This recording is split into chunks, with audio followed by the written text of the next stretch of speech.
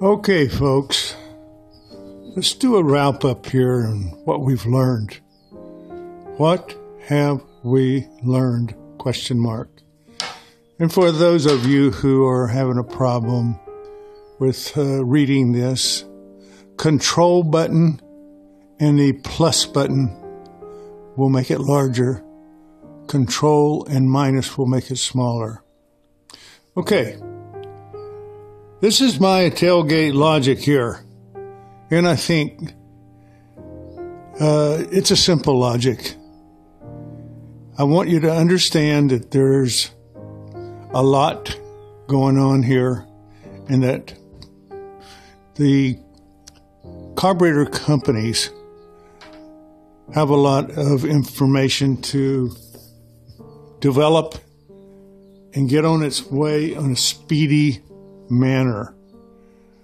I will provide some ideas, but Congress, Senate, presidency, you will have the blunt of this.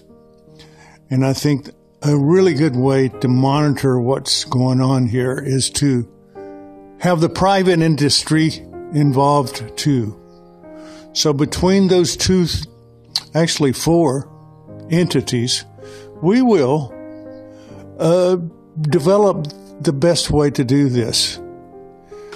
This proof of concept must be engineered into an updated version of vapor carburation, such as the POC3 carburetor that I showed you. The process will require a dedicated effort and resources to develop this proven process to completion and distribution. Now, anything I've done here, I don't want any money for it. I release it to anyone wishing to take this project on. Just remember, I have no responsibility for your efforts, none whatsoever. Gasoline can be made friendly, but it is dangerous, and you can harm or kill yourself. Number 1, how to create an astounding economic boom. Wow, this is chief and foremost, and I just have to take you down here to the extras. No dependency on other countries for oil. Do you realize how long this has been going on? Probably even before I was born in 1941. The Department of Energy was created by Jimmy Carter to get or reduce our dependency on oil. I don't know what has happened, but I'm not making any judgments. I just want it changed. Number 2, there is such a thing as environment-friendly gasoline. A lot of you won't admit this because all your life you've been told that gasoline is unfriendly and is screwing up our economy and our air and so forth. We have a situation here that will prove that environment-friendly gasoline is available if we want it. Number 3, we can clean up Earth's atmosphere by using less gasoline more efficiently. That's what the whole proof of concept was all about. And we'll get back to that later. Number 4, possibly the same for diesel. Now, I don't know that to be true now. I have no dealings with diesel, but I understand diesel vapor will work just as well. Do you understand the possibilities here in creating an absolutely crazy,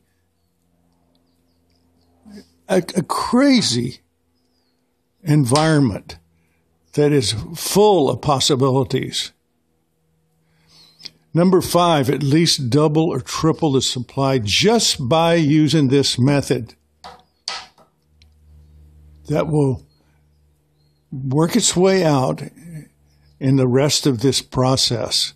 I hope you will see it for what it is. Number 6, arrest global warming all over the world. It can start with us, but folks, if it's not all over the world, I'm sorry, but our efforts are not going to make a whole lot of difference. It has to be China and Russia and Europe and all those things. Do you see the economic possibilities of creating a vapor carburetor over a liquid carburetor? The liquid carburetor is 18% efficient. That means 22% goes out the exhaust pipe. Vapor is 99.4%. We can handle the 4% with all the wonderful computer controls we've got now, no problem. Number 7, immediate gain of higher mileage per vehicle. Now, I hesitate to put a number, but it should be more than 200. Even researching POC, his invention, he later said that he thought he could get probably 400 miles to the gallon. The only way he could do that, as I see it, is compress the vapor to something much higher. And we also used white gas at the time, which has been changed in a weird situation. It was changed in 1934, where it won't vaporize so quickly. Now, why would we do that?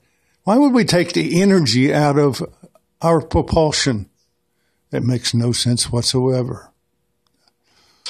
Number 8, more money in our pockets, vacations, etc. Who would be for that? Who wouldn't be for that, I'd have to say. It's a great idea. That's one of the things that we're suffering from right now. The middle economy here, and the average Joe, is shrinking daily. This is a way to change all that. Number 9, less energy to deliver products, food, furniture, etc. You know, if it costs less to deliver, it's going to be less at the vegetable counter. It'll be less money. Otherwise, the profits and the loss are not passed down. Number 10, no need to get off our present infrastructure. That means we can convert this right away and do something about it. Right away, straight away. Some of the real bennies I see here are more people with RVs. Do you understand what that means? RVs back in the 60s and 70s got only 4 to 6 miles to the gallon. Wow, what a kick in the rear to that.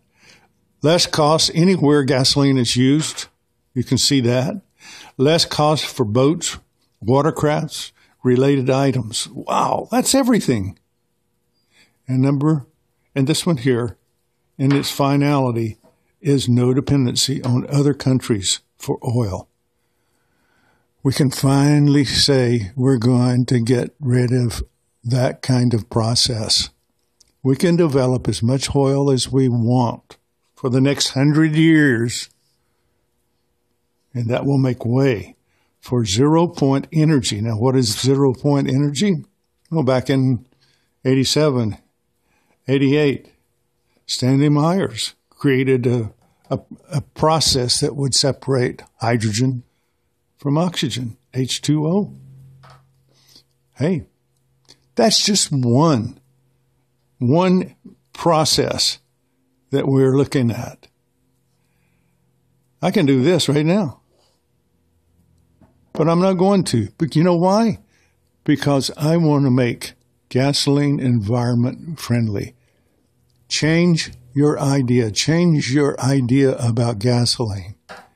It can be almost 0% pollution. I guess it's all really up to the Energy Department, Congress, Senate, legislature, whatever, to make that happen. And then the private sector is going to be involved too. But we have to have a way to monitor the Department of Energy and give certain creation dates and delivery dates and make it happen. Otherwise, it won't, folks. It's really up to you. Have you learned anything? Or are we going to go back to doing things as we once did and always have? I want you to really look at this process and see if it works for you. Visions and Vapor out.